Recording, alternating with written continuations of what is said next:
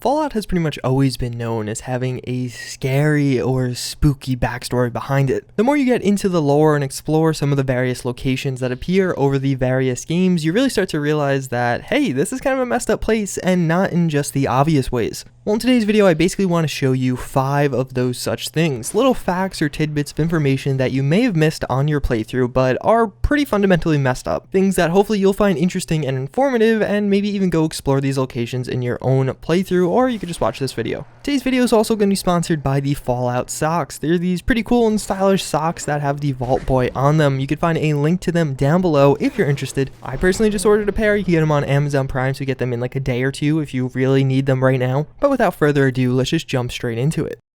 The Suffolk County Charter School is a pretty spooky place. It's actually especially spooky for me because I live in Suffolk County. But as you explore further, you find this weird paste all around this school. As soon as you walk in, you find some, and then even on some of the tables in the cafeteria. What's the deal with that? Well, if you read through one of the terminals and actually listen to one of the audio tapes in there, you discover that the principal of the school was getting paid by the government to make sure the kids in that school exclusively ate this paste. So more or less, it is all they were allowed to serve for lunch, and they actually put a ban on any students or teachers eating or bringing in any food items that weren't this paste. In the terminal, you even find that the government was encouraging this principal to use force if necessary to make sure everyone was eating this paste every single day. More or less, they were experimenting on children to see the positive and negative effects of this weird pink paste. And of course, the principal was getting a significant amount of money on the side for all of this. Then we have the Boylston Club. As soon as you enter into this location, you immediately realize it is something pretty special. There's all kinds of valuable loot, as well as a bunch of these things called poison wine. This is actually the only location you could find this poison wine. Well, it turns out the story behind this is that all of the prominent people in the US and Massachusetts at the time actually came to this place. In order to gain entry, you either had to be prominent politically, so you could be a president, one of the members of Congress, or even a governor of Massachusetts, or any of the heirs of those individuals. But even beyond that, some other people were taken in, but they had to pay $500,000 a year as part of their membership. Well, it turns out all of these rich, famous, and politically relevant individuals did decide to take the easy way out, and when the bombs did drop, or when it was confirmed, all drank poisoned wine. This is probably a large reason as to why the government in Fallout is pretty much non-existent, despite there being a lot of survivors and them invariably wanting to live in a vault. Instead, for these individuals, they basically decided, you know what, we don't want to see what happens after the bombs drop, and they took this way.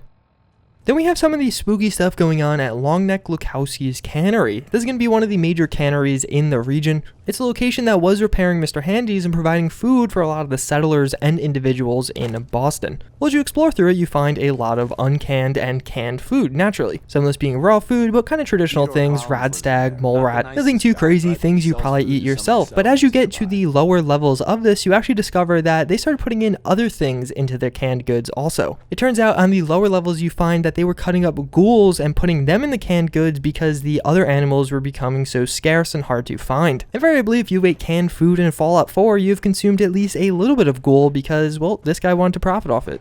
Then we do have Swan's troubling backstory. So of course we've all encountered Swan. You normally encounter him pretty early on in the game, or you run away from him very early on in the game. But something you may not know is actually how he came to be, this massive giant. He more or less was caught stealing cigarettes, and he was sentenced to probation and house arrest for 30 days. Seems like he got off fairly easy. In fact, he didn't, because in that house he was actually being exposed to the FEV virus, the thing that creates super mutants by the Institute. So they took this guy that basically had a minor crime, exposed him to this virus, and he eventually went mad. At first he had immense strength, and then even at one point had increased intellect, but eventually that all tapered off and he grew in size and, well, didn't become all that smarter and actually became a lot dumber. And as more and more time progressed, he began to have seizures and eventually degenerate into the state you find him in. It's pretty tragic. It's just a guy that made one minor mistake, stealing some cigarettes, and was experimented on and ended up this way. Deacon's probably one of the fan favorite companions in Fallout 4, but if you don't spend enough time with him, you may never actually learn about some of his backstory. Deacon was actually part of the University Point Deathclaws. They weren't actual Deathclaws, but rather a group of individuals that were against the synths, trying to take them down as much as possible. On one of their subsequent raids, they took down what appeared to them to be a Generation 3 synth. These are the ones that look very human-like. After killing it, they quickly realized that it wasn't actually a synth, it was just a normal human that they had just killed. Feeling remorseful about this, and to much dismay, he did step away from the University Point death clause, who moved on with life and later met someone and became a farmer and married. The University Point death clause, very unhappy with him leaving and spending so much time with the group, later went to hunt him down and actually ended up killing his wife. Obviously, Deacon survived because he's in the game. The plot twist though, after his wife was killed, Deacon learned that his wife was in fact a synth. This person that he tried to escape from was actually spying on him, probably for the Institute, and well, the result of these events kind of messed up Deacon, and that's what led him to his eventual joining of the Railroad. So yeah, that's pretty much gonna wrap it up for this video. Hopefully you guys didn't know all of these, or at least some of them were new to you. As always, I thank you for watching. I do hope you enjoyed, and I hope to see you all next time.